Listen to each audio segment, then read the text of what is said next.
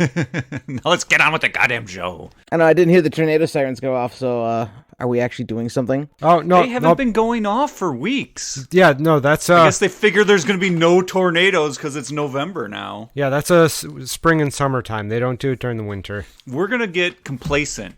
It's we're either going going to be die. a tornado's going to sneak up on us or the Nazis. Yes. One or the other. And we won't know because the sirens won't be ready. Or don't forget the Russians paratrooping down. No more. Is it because we don't have Patrick Swayze to keep us safe? How do you guys feel about this movie not having anything like that?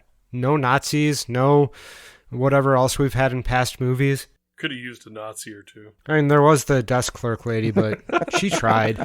She tried. All right, Joe, kick it off before we get too carried away.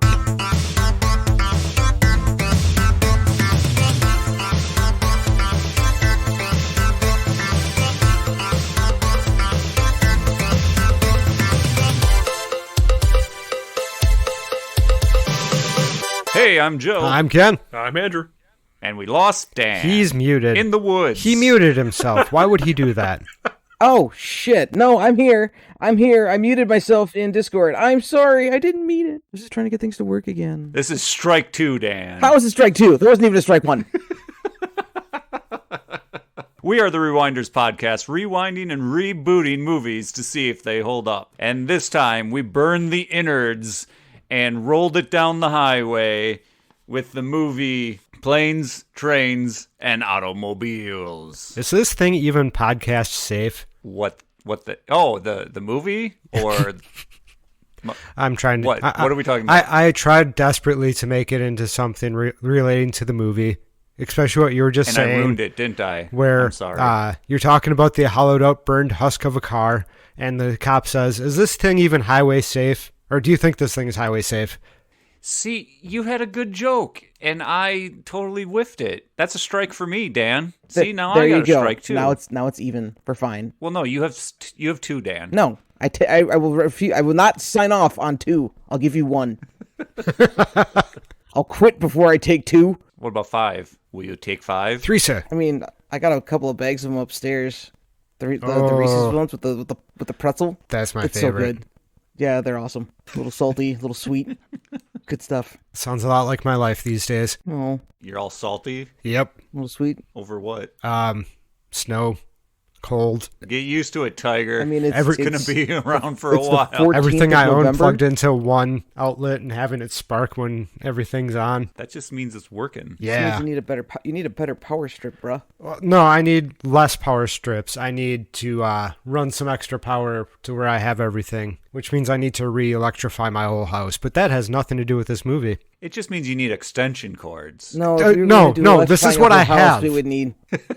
We need to be watching National Lampoons. Please, I have a power strip plugged into an outlet, and into said power strip I have some power tools, but also another extension cord plugged into yet another outlet, which I have the dehumidifier, into another power strip, which the dehumidifier is plugged into, and then another power extension cable going from that to my first power strip, which has most of my stuff on it, and then another strip into that, which has my Xbox and TV stuff on it. So I have a lot of shit run down here, and I really need to run some power so I can have actual outlets close to where I need them, and also so I can have 3-prong power. So all you fire marshals out there, you know where Ken lives. Do they, though? I guess you can, look at his stuff and... Do fire marshals come to your house and find you? They come to your house when you purchase a house, and they say, no, they don't even do that. They come to your house when you own, well, they don't do that anymore either. No, the fire marshal doesn't ever see you. They don't care. Unless you're a business paying taxes. I mean, they do if your house is on fire, maybe? No, I think they even sit that out. They let the actual firefighters do that. I'm not sure what the fire marshal does, except for say, don't start things on fire. No, that's a bear. That's the Woody Woodpecker bear. The Smokey? I just Smokey. know fire marshals Smokey the to bear? make really strange, bizarre faces and fall over and knock things over constantly. I don't get this one. set stuff on fire. Exactly. I don't get that So, one. what movie were we supposed to watch? Animal House. Okay. Planes, trains, and or automobiles. And or? It's your choice, really. You didn't get to choose your own adventure? No. Okay. I definitely watched a movie and then watched the trailer, and there were some scenes that happened in the trailer that definitely were not in the version of the movie that I watched. Oh, that's actually got an interesting story. I forgot to watch the trailer. You guys talk while I do that. Excellent. How dare you? You had all this time. I forgot. I was doing nothing except for trying You're not to plugging everything into one outlet. That's what you were doing this whole time, and like playing with power tools and Turns out I turning didn't. your dehumidifier on and off. Yeah, I should have not plugged a space heater into the same power strip as everything else. So, with the title of the movie, I must protest. There is only one airplane. There's only that's not one true. train. There's 2 trains. And there Technically, There the are- Amtrak's a train. yes, two. Well, what was the other? The train that broke because he down. rode the L once he got home. Yeah, that's what. Not the That doesn't Amtrak. Not the count. Amtrak. Sorry, the L train. The L train and the train Yeah, that broke the down. L. That's 2 The L trains. doesn't 2 count. trains. Count them. 1 Two train. trains. 2 There are trains. 2 does not trains. count. 2 trains. Not to be confused with 2 chains. 2 trains. 2 Because chains. there's more than one plane in the background doesn't mean it counts. He only flew on one plane. The Metro line in Chicago doesn't count, so the L is... Why does that not count? It is a Only rode subway one train. It is a train in the title of the device in which you are riding on. Yeah, the elevated train. That's what L stands for. They're already at their destination by that point. No, It they does are not. The Home. destination He is not home. Exactly. There is a chance that the Transformers come through and knock the L down. He doesn't live in Chicago proper. He lives in one of the suburbs. Fine, okay. There are 2 trains and multiple automobiles, but there's only one plane that they ever ride. So it should be plane, trains, and automobiles. And you can debate automobiles because one was a bus, and that doesn't really count as One was a... also- No, there was multiple automobiles. There was the per semi se. that they ran the back of. There was the That's truck not an that they ran automobile. in the back of. Taxi. There was the taxis, Yeah, multiple taxis. Okay, you got me there. Yes, yep, multiple. But They only drove one car, but I mean, is that true even? yeah, yes, they only drove one. That was a So beautiful about car. the trailer. Are we at the trailer already? We haven't gotten past the trailer yet. I tried really hard. So, Joe, would you have preferred blimps, bikes, and catamarans? Maybe. Ooh, that would mean that they won something on The Price is Right, and that would have been fun. We could have had Nazis. On catamarans? Blimps. Those are Zeppelins. I was more excited about Nazis on catamarans. Oh, yeah. Except for those were people with fedoras. Or fezzes. Not fedoras, fezzes. No, this would have to be a different movie then. It'd have to be some sort of summer teen beach party, and the Nazis come on catamarans to ruin it all. Kick sand on everybody. Oh, yeah, what are you gonna do, huh? That's a terrible German accent, and I should be ashamed of myself. You should. That's mein fine. compatriot. Nah, it's So- Oh, I fine. was kind of Russian there. All So right. back to your comment, Dan. So yeah, there's actually an interesting reason about that, and I didn't know this. There's actually versions of this movie that contain scenes that aren't in the theatrical cut on Blu-ray or DVD as well. So I guess the original film, I can't find a number as quickly as I was hoping I'd be able to, but it is something along the lines of they shot something like 5 to 6 hours worth of material. Are you kidding me? And then they struggled to get it Holy cut. And then they had like a 3-hour cut that they tested with audience, or 2.5-hour cut, something like that. And then they cut that down even further. Wow. So there's actually a scene that only plays on, I guess, television and somewhere else that when they're on the plane together, lady reclines back in her chair and her hair waterfalls down all over his brownie, and he's disgusted and won't eat it then, but then Dell does. I guess that scene's not in the movie we watched. Like, there's just tons of differences, I guess, but John Hughes did mention before he passed away that the film is sitting in a storage container somewhere, and the film's honestly probably already deteriorated at this point. Are we going to see it in one of those Storage Wars shows? Oh, God. 6 hours. Use AI to fill in the gap. Yeah, hey. 6 hours would be so... This is already a long This feeling movie is- movie for me. Yeah, it is. I would not want to watch it longer than what I did. I've never seen this movie prior to this Oh. morning. Oh, So, my. like, I've always heard people talk about it, and I've wanted to watch it, but other more pressing matters have always seemed to come up. Sure. that And makes by sense. other more pressing matters means I really just haven't cared enough to watch it. So, Yeah, you made the time to watch Chopping Mall. Oh, lucky you. That was a good choice. no. That sits one whole rung above Escape from New York. So it was good. No. You know how many people love Escape from New York? That seems like that's a glowing review. Actually, they should put that on their official release trailer. No, I'm done. I'm done. Anyway, the trailer was fine. Yeah, it was fine. It was fine. I'm going to go out on a limb here and say I like the trailer more than the movie. And that doesn't mean that I don't like the movie. I like the trailer a lot. Like, I really like the trailer. It does deliver 90% of the funniest scenes from the movie, obviously. But I really enjoy the trailer. And I guess I was wrong, guys. Just a quick amendment. It was 3 hours and 40 minutes. That was the original cut, not 5-6 hours. That's still way too long. Way too long, yeah. Yeah. This isn't Lord of the Rings. And even that felt really long. I mean, both of them are movies about going from point A to point B. It's true. But there's better music in Lord of the Rings. For me, my history with this movie is more or less my father really enjoyed it. And I think we watched it originally maybe on like HBO or something. And it was one of those pretty good chuckles pretty consistently through the movie for the family, for my parents, for the kids. So it was something that kind of stuck around. We would watch it occasionally, not a lot. But I think in the long run, after not watching it for a while, I think my brain kind of got fuzzy between what was Trains, Planes, and Automobiles and what was the movie Dutch, since they're basically the same premise. Dutch. Well, I mean, yeah, there's movies that definitely tie into this. I mean, you could even say that Tommy Boy is reminiscent too, in a sense. Yeah, quite a bit, yeah. I mean, I kind of guess it kicked off a thing. This movie to me it's been in my life for a very long time. This is a movie we watch almost every Thanksgiving. We'll have this on in the background along with the Macy's Thanksgiving Day Parade. That'll be on in the morning when everyone shows up, and then after we're done eating, we'll throw on this movie and fall asleep. And then everyone goes home. So it's a movie that I've seen countless amount of times. I still watched it, and every time I watch it, it's the same thing. It's, man, this is a long movie. There are some really great jokes in this movie, and a lot of references that we all do as a family, and I do in my personal life.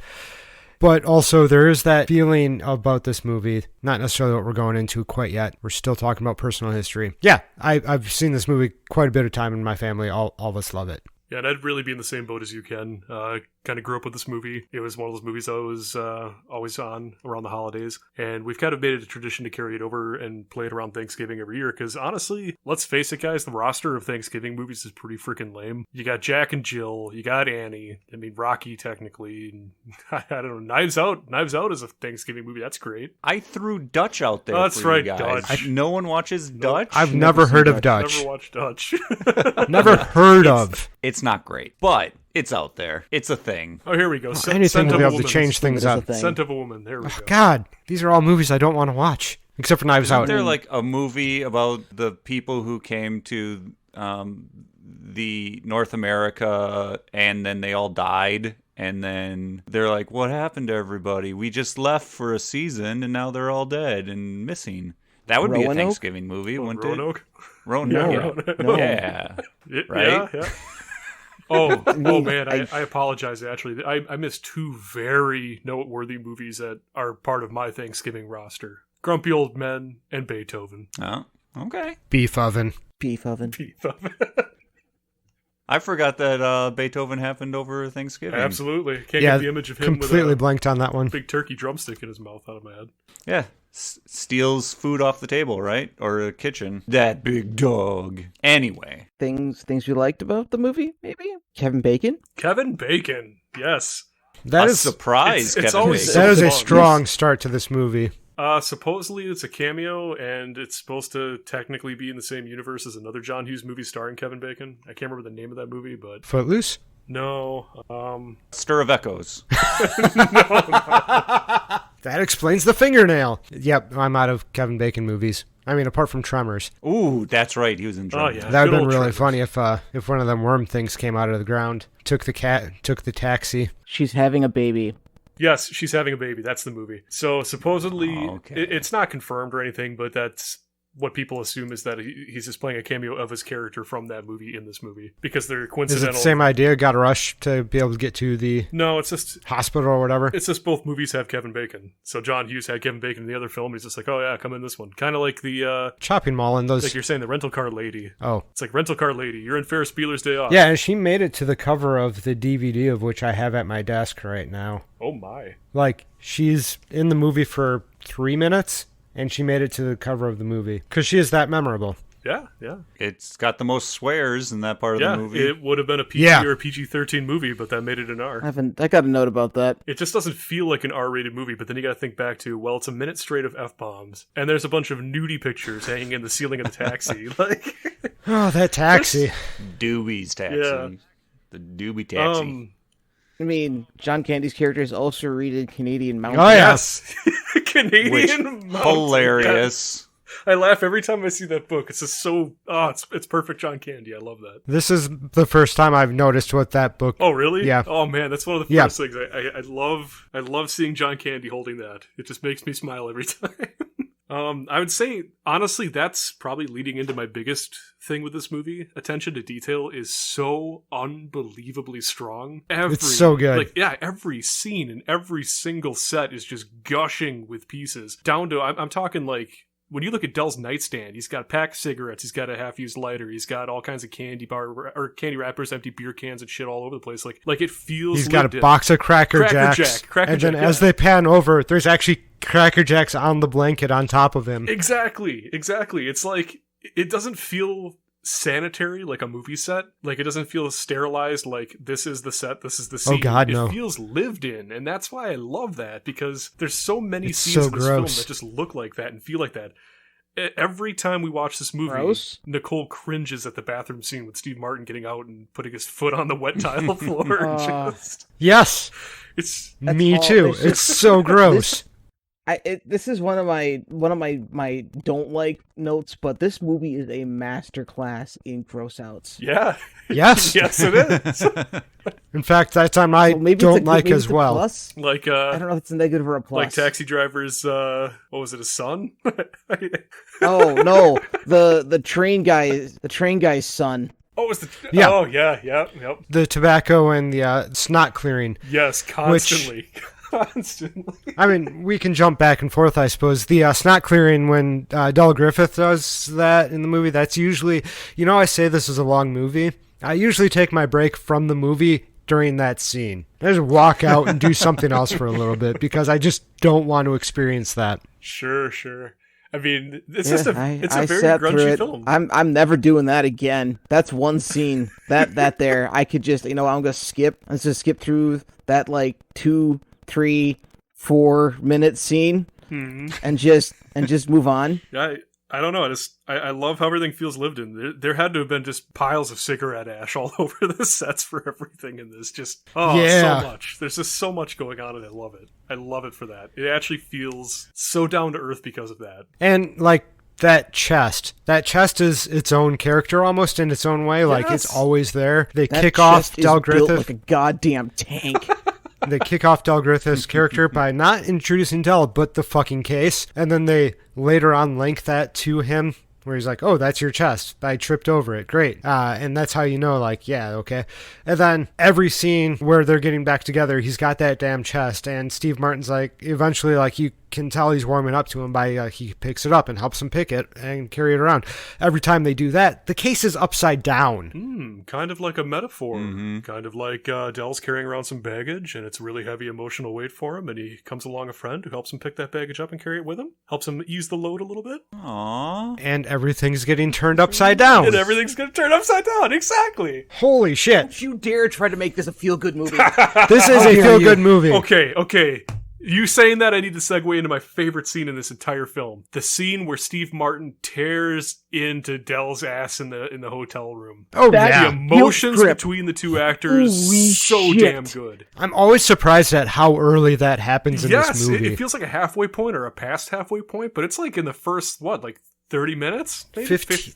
I don't even know. Yeah, first third of the movie easily. I always forget that scene too, because the rest of the movie feels like they're budding and warming up to each other, even though they can't stand each other for the most part, but that erodes away. But I always forget about that scene until it's actually happening, and then I always watch John Candy because John Candy's reaction is just so convincing. They're both so perfect in that scene. That scene is the pivotal, like the best scene in this movie, hands down, just because they're both so emotionally worn out and emotionally charged in the scene. And you can definitely see from both people's point of views, where you're like, yes, this Del Griffith person is certainly a difficult person to deal with, especially when you're trying to deal with all these other things, just trying to get home. Exactly. And then from Del, you're like, exactly. But I'm does that make him alone. a bad person? No. Like this guy well enough, and he's laying into me, and I don't necessarily feel the best about myself, but I'm going to stick up for myself because that's what I need right now. Like, you get both sides, and it's just, yeah, it's a great scene. And I love watching John Candy's facial expressions during that scene as Steve Martin's tearing into him, because it's so unbelievably convincing that you can feel the tension, you can feel the words cutting through him, you can literally feel that there's just a paper wall holding back tears, like he's on the verge of just breaking the fuck down. It's such an emotionally charged good scene. Absolutely. I don't know. I cherish this movie simply because that scene comes up and surprises me every time, because I somehow always forget about it as much as I love it. See, I don't know how you forget about that scene, because that's the scene that's my go-to remembering scene for this movie. I just that in the airport where you're fucked, and also a whole bunch of other things. Like I said, I quote this movie quite often, oftentimes wrong. I wrote down my favorite misquote. Which one is it? Yes, when he takes off his shoes and he says, "My dogs are barking today." Except for I always misremember that line. I said, I just gotta let my puppies breathe. So it's completely wrong. It's just dog related. But whenever I say that, it's because this movie, I'm referencing this movie directly. I've definitely been around when you've made that comment. So yes. Yeah. Actually, yeah, now that you say that, yeah. The dog's barking is one of what I remember as a kid watching this movie is him taking his shoes off, dog barking. It's one of the few marks I have on my sheet. He's got so many good one-liners in this movie. It's just like his idioms are what I strive for. The off the top of the head perfect idiom that sounds like it's something standard, however, has never ever been said before. There's just a lot of good scenes, a lot of good action between two actors in their comedic prime. Just the riffing back and forth between each other. Some of these scenes, while they are eye-roll inducing because it's just like that could never realistically happen, it still makes you laugh your ass off just seeing them go through it. Like, I don't know, just John Candy explaining to the officer about the melted speedometer makes me chuckle every time. It's just, oh yeah, he's just so deadpan about it. Just he understands what's going on, and he knows there's no way to talk it out, but he's just going to talk it out because he's a nice guy. He's just trying desperately not to get them taken off the road. But it's his character. If he wasn't trying to just laugh through it and talk his way out of it, he's not playing his character, and he does it so well every minute of this movie. Yup. And another scene I love so much is, the car scene at the end of the night where they're going on the wrong side of the highway. I just love the exchange of, he says, "We're going the wrong way. Oh, he's drunk. How would he know where we're going?" That is... Yes. I love that. It's freaking hysterical to me. That's another thing I say all the time. Oftentimes just to myself, like, how do they know where I'm going? Yep. I think the major scenes that always remind me, or the two scenes that always stick out to me, though, in this film before I go back and watch it again, like I said, I don't know why I forget that hotel scene every time, but I think it's because I'm always expecting and getting ready for the two pillows scene, because that's like so ingrained in my brain. So that is like the entire encapsulation of the hotel scene is the two pillows scene, because it's hysterical. So I'm always like waiting for that, and then I get gut punched by the rest of it. And then same thing with, obviously, like you said, the car rental. Yeah. Funny enough, the DVD version I watched is the Those Aren't Pillows edition. Oh, I remember that edition. Yep. I had that before I switched over to Blu-ray. It's what I could get my hands on. What's the other version? I have no idea. Oh. It's probably I guess I must have been watching the same version anniversary edition or something. Because in the same thing, I was wondering, because they made the crack about, I'm in a puddle of beer. And I was like, oh, that's right, the beer. What happened to the beer? Because I thought I had remembered when John Candy puts the money in the bed that he has like a six-pack of beer. Yep. But I don't remember seeing it this time round. But they still reference it. And they reference that it got shaken up funny. And blown up because, like, you can still get the idea of what happened because he puts the corn in the bed and the bed's just this awful humming, vibrating. And, like, the beer gets shaken up. He opens it up and it goes all over the bed like that. Yeah. You don't need to show that to be funny, which is probably where they could be like, okay, this we can take out. And just referencing it is still really funny. Yep. I agree, because that was like what my comment was. Even though I thought I remember seeing beer in the past in that scene and not seeing it this time around, I don't know, maybe I just missed it. But I thought that it doesn't matter. I didn't need to see it to understand why the beer would explode in the bed. Exactly. Maybe you just imagined it, and it was so well put together that it wasn't needed. You just knew that happened. Totally. And Kid brain would do that. Inserted that. I just want to know what happened to the scene with the pizza slice, because there's a pizza slice in the trailer and that scene never happens. So I'm going to assume something awful happened to it, but I'm never going to know. Nope. It's part of the 2 pillows. Oh, no. Slide it on it. Oh, no. What? No. Oh, in the trailer, Steve Martin's character is attempting to eat a slice of pizza. I don't know why he's eating the pizza because the trailer doesn't give me any context. It's just a scene that they cut into the trailer. And that scene did not happen in the streaming video that I rented from Amazon this afternoon. Interesting. Wait a minute. You watched it this afternoon, then came back in to time. talk about it? This morning. Okay, fine. You know what? No wonder you were late.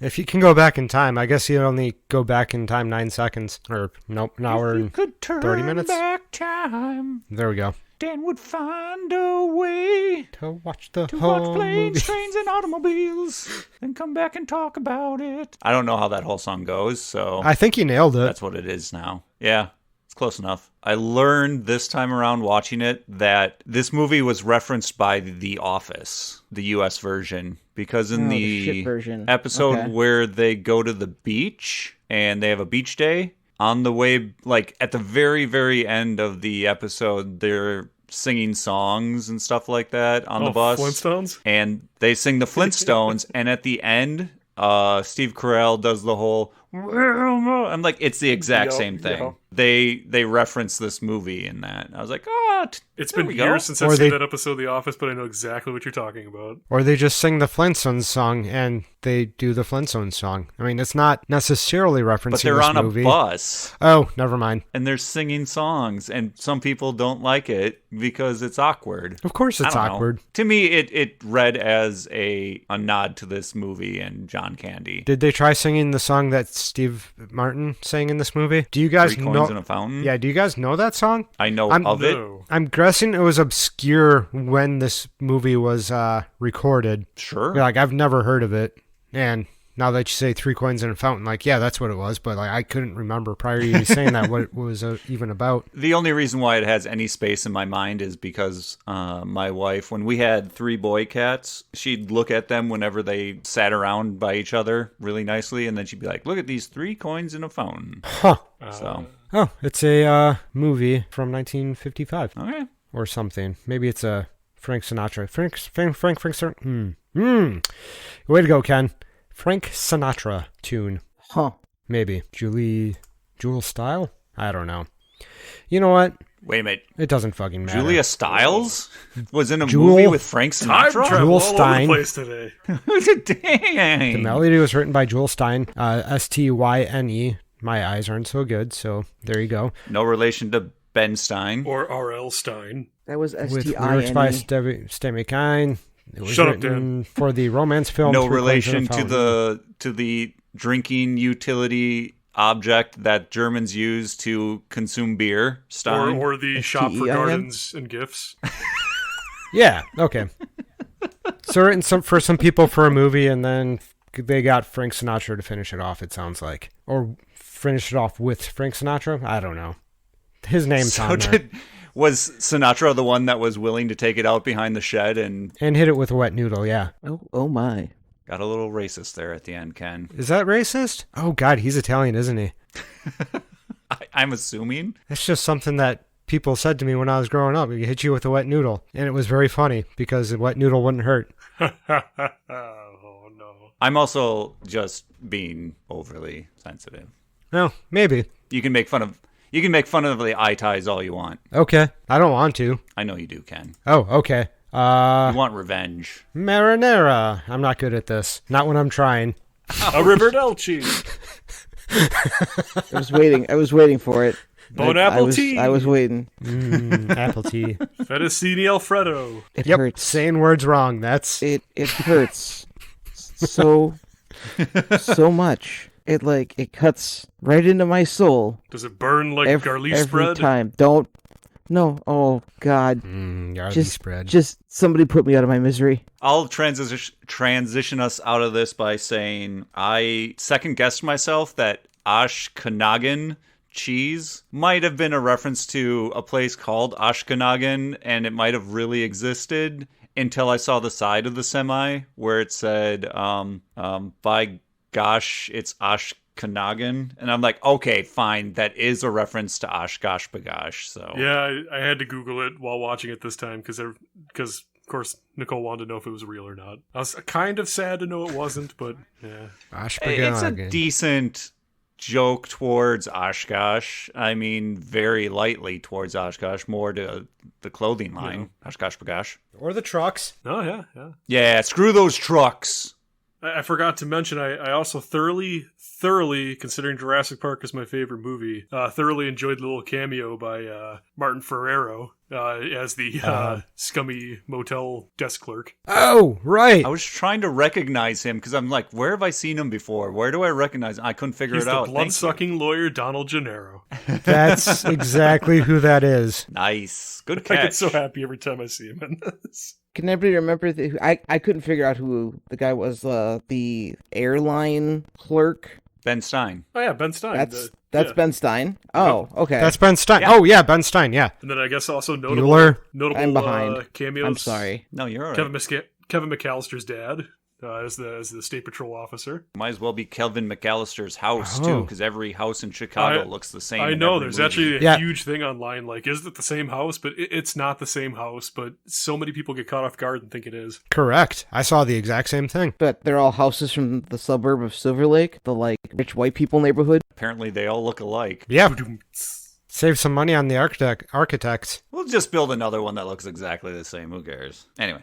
Are there other notables? If there were, I didn't note them. Cameos? I mean, there's Not cameos, the lady. Just notables. Yeah. She's actually does a lot of voice work for cartoons, which was kind of neat. Oh, sure, yeah. I've heard her voice in things. One of the things I also really liked as a kid and still got a decent chuckle out of this time around was after riding in the back of the truck that both of them are covered in frost and cold, and so is the dog. Ah, yes. Even though that's the meanest Australian Shepherd I've ever seen. It was very ever. mean. I don't think that was an Australian Shepherd. That totally was an Australian In the Shepherd. back of the car? Yeah. I've not seen a black and gray. It looks more like a Catahoula Catahoula cattle dog to me. Well, we can agree to disagree, or we could have a dog professional on the show and let us know.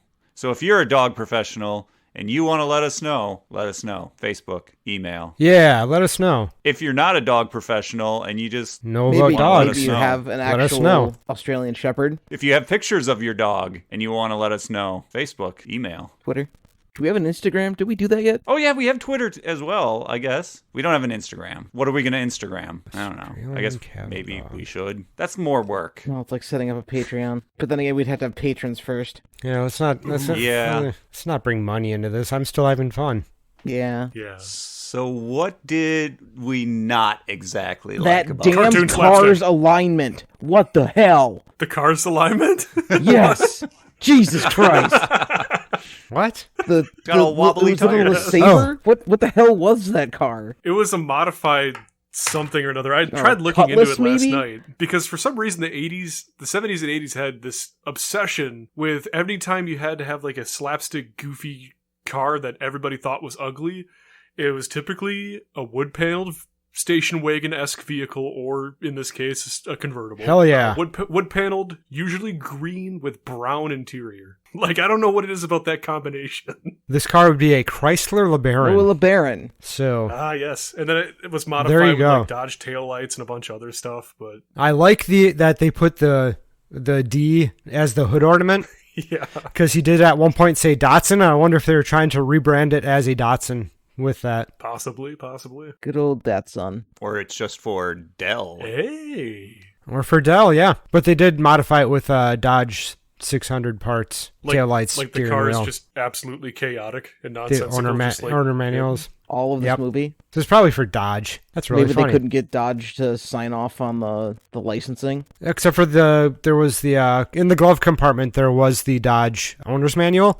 I wonder if they couldn't get Chrysler to sign off on it. And they already had the car, So they had so the they car had to and rebrand they it. just rebranded it with a bunch of Dodge you go. parts because the chassis was the same across a bunch of different cars. Yeah, but it does follow the rule to use a vehicle in a movie in that no matter what you do to it, it keeps going. Yes, that Oh, car yeah. is built like a tank. Holy shit.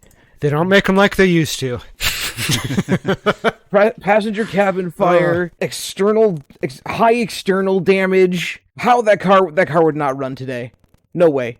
No way in hell would a car like that run today. You hit a car like they did, and the car would explode into a shower of plastic. Or melt into a goo of No, from plastic. the inside, yes. That's fine. It's fine. It works. Oh man, I was trying to find the make of the car, and I actually found more talk about a deleted scene. We'll get into that later, but this deleted scene makes me sad it didn't make it in the movie. Okay.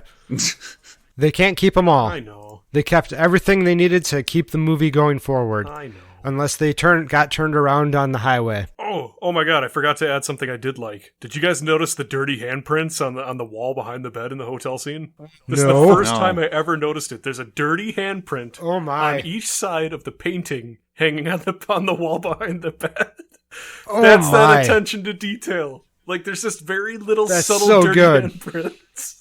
Jesus. Someone going to work. How do we make this look like a dirty hotel? It's How dirty are we talking about? and you can imagine them just chuckling like crazy putting this all together. That's good. My biggest gripe, hands down, though, is the slapstick cartoon comedy. It's the same thing that bled over into Home Alone, and I think it was actually, I can't remember which critic hated it the most, but, you know, like when Harry's being Electrocuted? shocked, electrocuted, and he turns into a skeleton as they're going through the semis and turn into skeletons, as the car stops and Steve Martin's fingertips are embedded into the plastic or the vinyl dashboard, things like that. I don't know. Like, I guess maybe I'm used to things like, Vacation, things like that. But then again, it's also hypocritical of me because I love the Blues Brothers, and there's obviously goofy crap like that in there, like a car flipping 100 feet in midair and then suddenly facing the opposite direction and driving away, things like that. I don't know. I didn't appreciate it in this. I guess if it's established. Yeah. If it's established early on and it follows the rules that the movie creates for itself, sure. But I think I see what you're saying. In this one, there's no established rule saying this slapstick works in this universe. It just dips into it here and there. I think you nailed it. Yeah, I agree. It's exactly the same thing with The Simpsons. The Simpsons was funny as a caricature of American life. American middle class family. And it was funny as hell, and then it started breaking the mold into cartoon logic in terms of characters not being able to die from things that would kill a normal person, having completely off-the-wall things happen, like a president moving in next door, or going into space for some reasons, things like that. I mean, when you're how many seasons long, you gotta. I know. You can't be based in reality anymore. I know, but you that's have that you have to have point. content to make story. That's true. That's true, Dan. And when Simpsons has done everything, there's not much left to do. I stopped watching after season 9, so That's around when it stopped being funny. There are still some decent points, but it was its best back in after they back got in bought the by 80s, 90s. Fox. But anyways, Joel about works- this movie. Joel works for Fox, so be careful. What? Maybe at one time I worked for an affiliate, but that was it. Mm-hmm. Sounds like somebody's in bed with Fox. What does the Fox say? Jojo. Those aren't pillows. All right, I got a hot take for everybody. Hot take. Oh, bring it on. I love hot I got my hat cakes. pads on. Let me go get some syrup and some butter. I put Steve Martin in the category of what I didn't like in this movie. You son of a bitch. Explain yourself.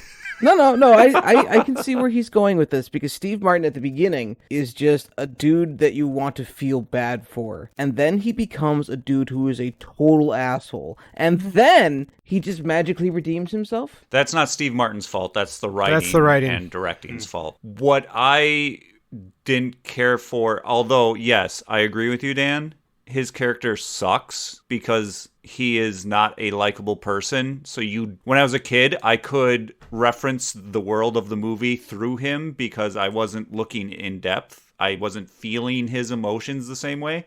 He was my conduit to view the character Dell, and he was the straight man, so therefore that's your conduit through the movie. But as an adult, yeah, that conduit's an asshole. Oh, absolutely. So now I don't care what happens to him. So if he has all these problems, tough. If you weren't such an asshole, maybe this wouldn't have happened. That entire thought process happened after he chewed out Dell in the hotel room. In the hotel, yeah. Like that, after that. I mean, there's multiple pieces, too, where it just plays against his nature because he's an asshole. Like, the taxi driver outside the airport, things like that. And then also, obviously, the rental car lady. That's another one of my negative Just remember points. that was obscene, that entire scene. He may be an asshole. However, every time in this movie he shows even an iota of optimism, something gets fucked up. I see what you did there. I appreciate that, Ken. He is sitting on the train. He's like, well, I'll be in Chicago by midnight. And then all of a sudden the train's broken down. Is that smoke? Yeah, because you got optimistic. Every time he tries to be optimistic, something breaks. And it's just, it can be super frustrating. He takes it out on people who have nothing to do with it. I'm not saying he's right. I'm not going to try to vindicate what he did. But he definitely... The optimism isn't working for him either. Even if Dell says, go with the flow, which is how Dell gets his stuff going on. Yeah. Anyway, that's just from me saying I couldn't get into the movie as much as an adult because I could not be sympathetic to the character Neil. And it's always been a problem I've had with the movie is Neil's an asshole, and I don't necessarily care for the character because he makes the entirety of life awkward for everyone else around him just because he doesn't know how to control himself. Yeah. I also don't like, and Nicole said the same thing. His wife is creepy in this movie. I don't know what it is. She's just creepy. And for me, I think it's because I pointed it out to Nicole. She looks like Ed Harris with a wig. Hang on, I must Google this. Ed. Wow. Harris. I don't even need a wig. Oh, she's just got my that intense, God. She's got that intense stare like he has. What the fuck?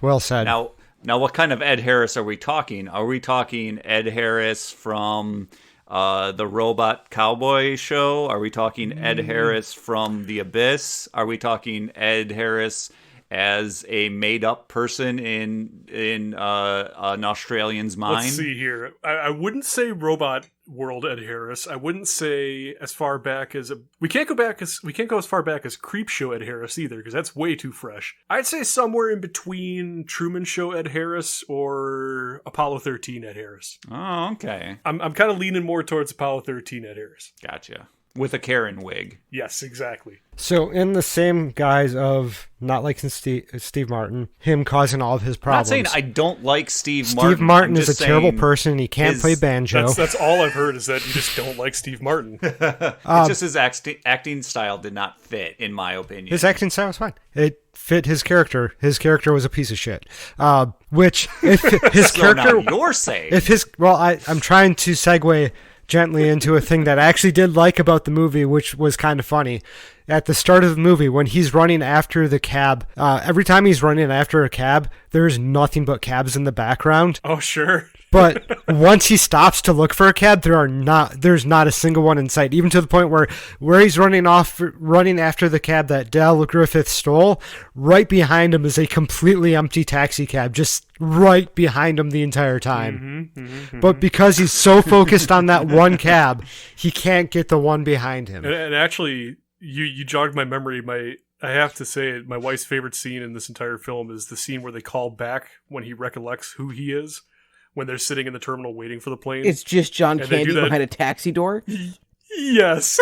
Just that obviously staged face. It's so damn funny. We chuckle, belly laughs every single time. I completely forgot about that until you mentioned that. Yeah. I mean, it's funny because they recreate it in the movie instead of using the same clip. Exactly. I guess maybe it's the movie's way of saying, hey, don't be an asshole. don't have your head so far up your ass that you don't see that there's other options in your way, or other options to get you out where you need to go. We call that dramatic irony or situational irony. It's one of the two. Dramatic situational irony. What? Dan, you tried pulling this I did, on us in another and recording. It didn't fly, so I'm trying it now. You keep trying to shove this little nugget in. Oh God, there they are. Oh my. So for those of you who who can't see in a visual or in an audio medium, our good friend Rothy just sent the group a photo of the dirty handprints. That's quite a span. It is. And you can't put them on the picture. Come on. Good Lord. That's so good. I never caught that until this viewing, and I was just so dead with laughter. It's such an amazing attention to detail seeing that on the wall. See, when you guys were talking about that, I wasn't thinking of this hotel. I was thinking of the Moose Cabin Lodge with the dude. Oh, sure. No, this was earlier.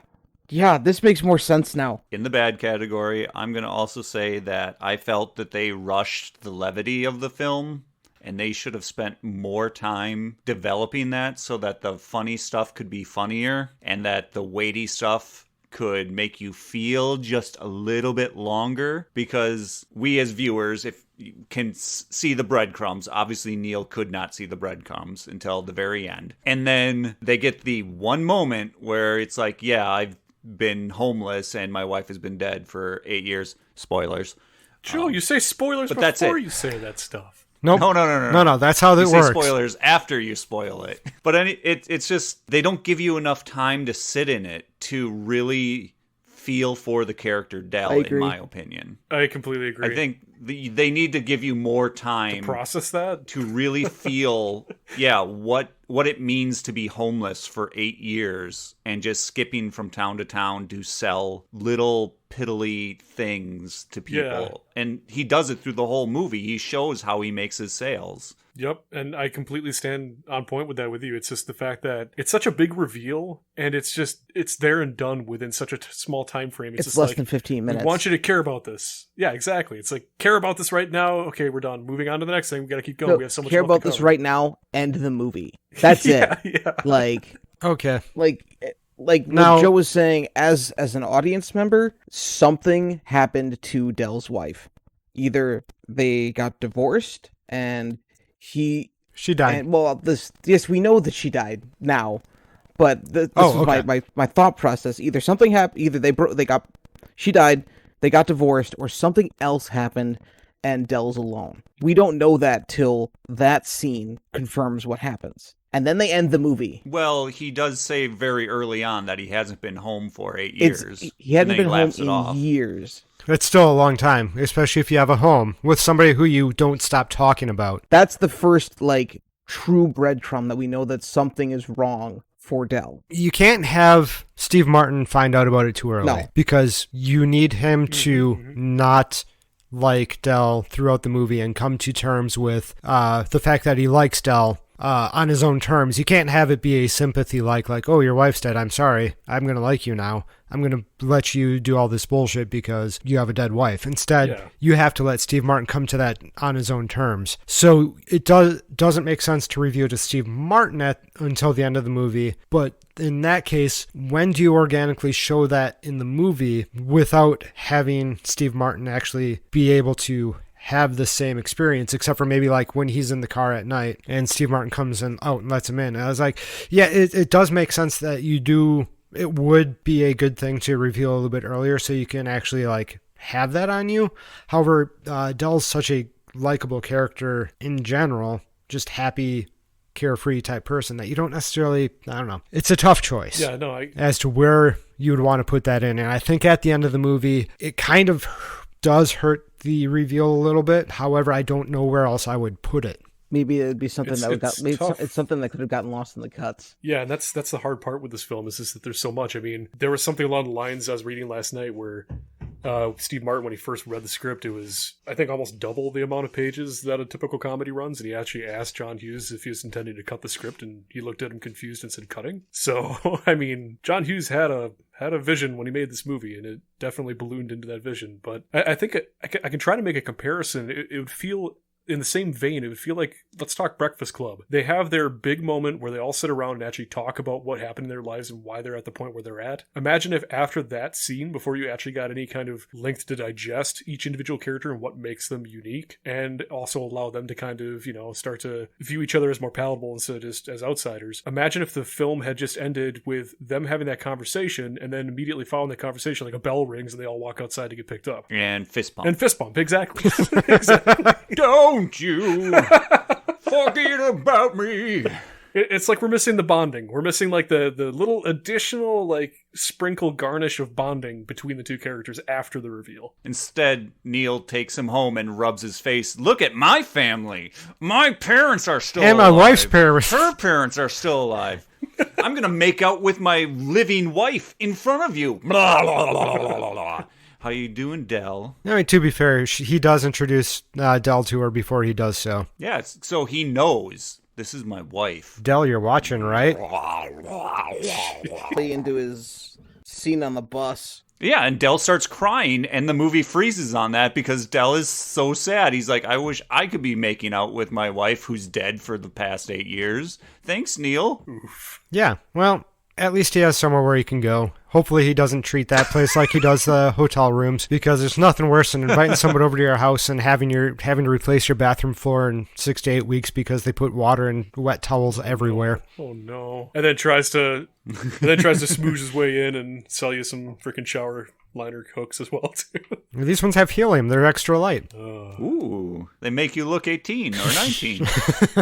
Speaking of helium, the elongated scene after Neil gets picked up by the cabbie, by his junk. Oh yeah. Oh yeah. Yeah. Unnecessary. Absolutely. That's But it was still cartoon. kind of funny. It's still With funny. a high-pitched voice. It's funny, but there's that cartoon slapstick. You always got to bring Del back in. All right. Are we going to make a So- section in the show ever called Nitpick Corner? Over here in Nitpick Corner. How do they get the chest and stuff in the back of the truck without knowing there's a fucking dog back there? That's The a bottom good of that question. truck, I don't the know. bottom of the bed of that It's a truck very is good deeper boy. than it looks, and they're sitting on a lot of old hay. Oh. So it's a TARDIS truck bed. But I do like that it comes back that he forgot his gloves in the very first scene of the movie, and he could have really used them at that point. Oh, hey, I forgot Attention about to that. detail. I forgot about that. That's an attention to detail, exactly. So, super quick comment. I didn't know this, but did you guys know that Steve Martin was not the original pick? For Neil? Yeah. Apparently the part was originally written for Tom Hanks, which I could totally see him in this movie. Yes. Oh, boy. Absolutely. I don't know But if I could, I'm Oh, just man, picturing, that would have been... a I'm picturing Tom angry Hanks Tom Hanks from character like Turner and Hooch. as much as I can hate a Steve Martin character. It would have been a Turner and Hooch time frame, so it would have been that Tom Hanks. It would have been a really young Tom That Hanks. crazy manic Tom Hanks would have been great. Mm-hmm. But He wouldn't... I don't know if he's but apparently hateable. he was Well, busy. that's fine. He was busy shooting big. Oh, Oh, and that is such a It great is. movie. It is. is Shut it? up. Shut up. No, I mean, legitimately, is it? I haven't seen it. Zoltar. Shimmy, shimmy, Cocoa Pop. I haven't seen it. Oh. You're not missing nothing. Apparently, a second runner-up was John Travolta. But Paramount... Oh, This, no. This is Ouch. the exact Eesh. quote from Paramount. They did not want Travolta in the movie because he was considered, quote, box office poison at the time. Oof. Oh, man. Ooh, Ouch. that's a stinger. Yeah, that kind of hurts. Yeah, he wouldn't have done well in this movie. I wouldn't like it as much if it No, was no. John Travolta.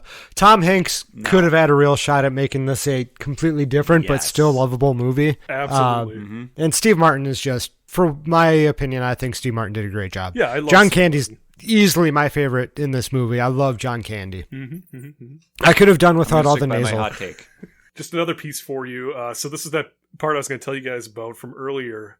So Michael McKean, he's I always forget his name in the movie, but he's Kevin McAllister's dad. Okay, Peter McAllister. Peter. So his Wisconsin State Trooper, which I don't know if you guys caught that he was Wisconsin State Trooper, and they were trying to get back to Illinois. Oh, So apparently there's a whole scene that was shortened down because his scene was originally longer, in which he tries to explain to them that they overshot Illinois and that they were actually in Wisconsin. And I guess upon hearing that news, that's when Neil flips shit because he realizes that they could have been home hours ago, and now Yeah, their last mode no. of transportation's being taken away from them. this is has always been a problem with me because the drive from St. Louis to Chicago for a normal person is 4.5 hours, which after a night and they get driving while it's still daylight, they could have easily been home with just one driver. Yeah.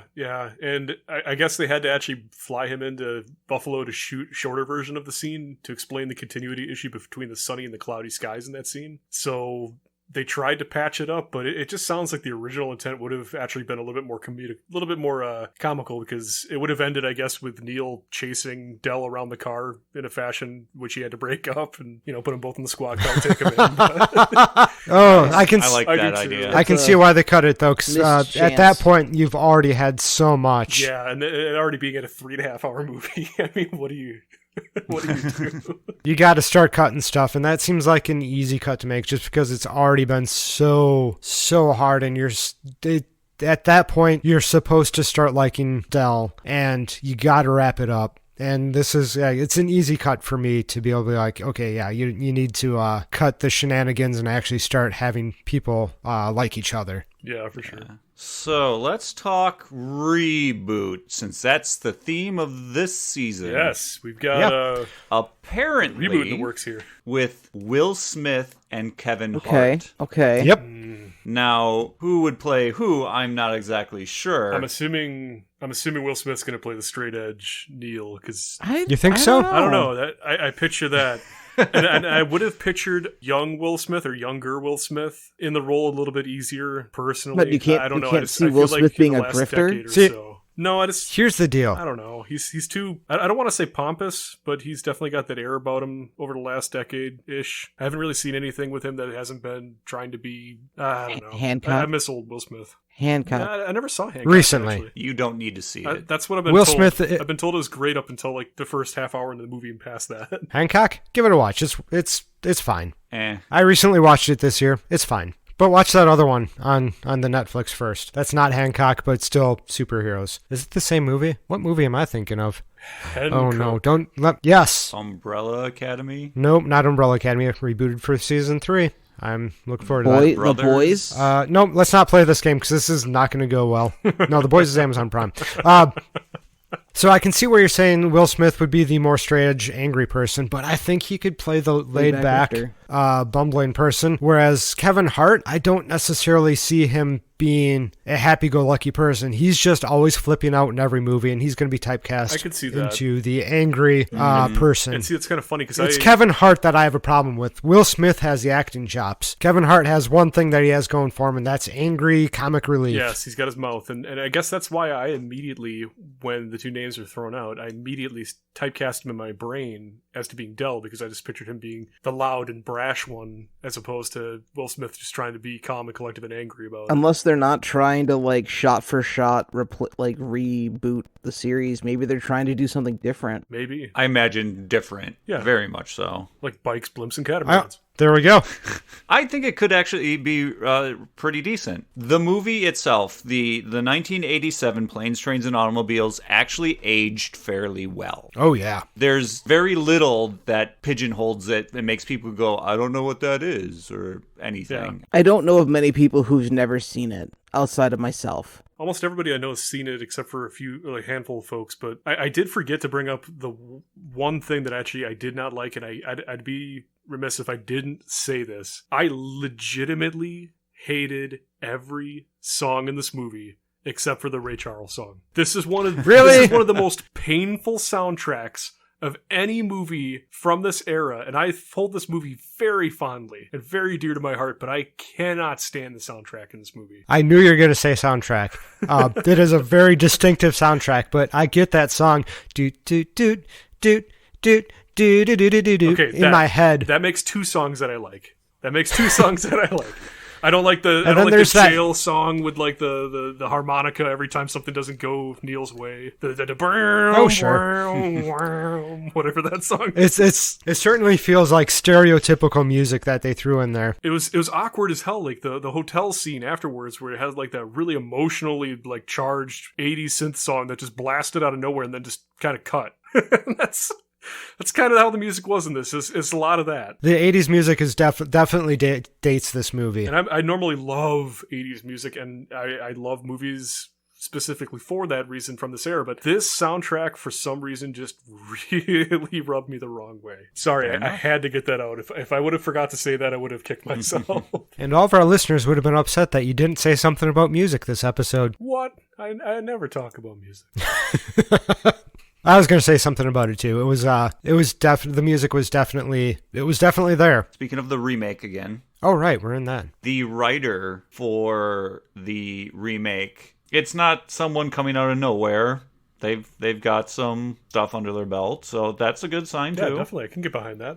I think it's doable. This is an easy road trip movies are something that come around every other decade or something, and then it's like, road trip movies are back in again. This is actually one that I feel okay with. I think it's because Planes, Trains, and Automobiles is kind of generic. It's a generic name. It doesn't need to have the same set of characters. So it doesn't feel like you have that immediate nostalgia pinch where it's like, oh no, don't remake my thing. Because it doesn't need to have those two people in it. It doesn't need to have Del and Neil. If they do make it with a guy named Del and a guy named Neil, sure, I guess that's gonna happen. But honestly, I'm okay with them even reusing the names as like a nod to the original, but I don't necessarily want to see this movie with those two characters.